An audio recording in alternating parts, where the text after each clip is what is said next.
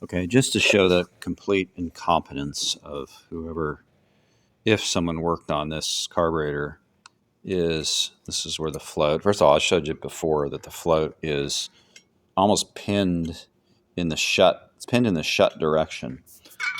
But look, this is what was in there. This is the little sort of check valve that goes in the body of the carburetor. What goes in here, this should have a rubber tip to it so it can stop the flow of fuel. So, yeah, this guy was an idiot. Okay. So, no doubt that carburetor, which I haven't opened up, is just as messed up as this one.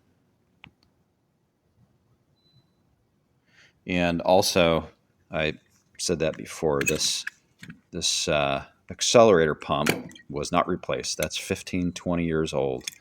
And so the carburetor won't squirt, and it's just going to dribble fuel probably the whole time. So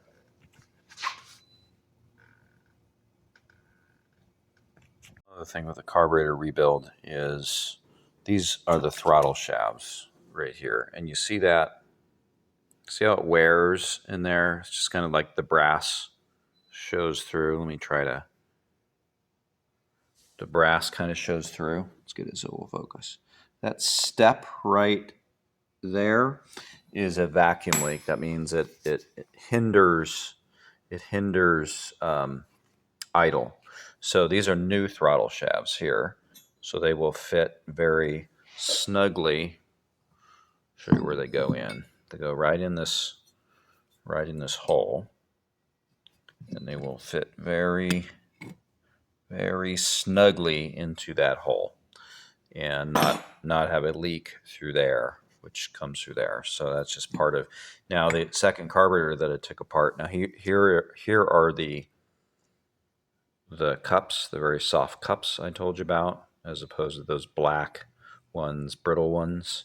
And this is for the accelerator pump. And if that's not like that and installed correctly, then you won't get a little squirt when you try to accelerate, so you have a lagging acceleration.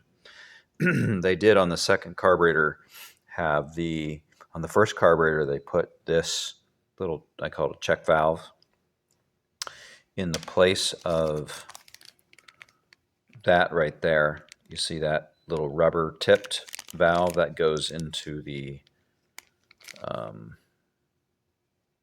this part here.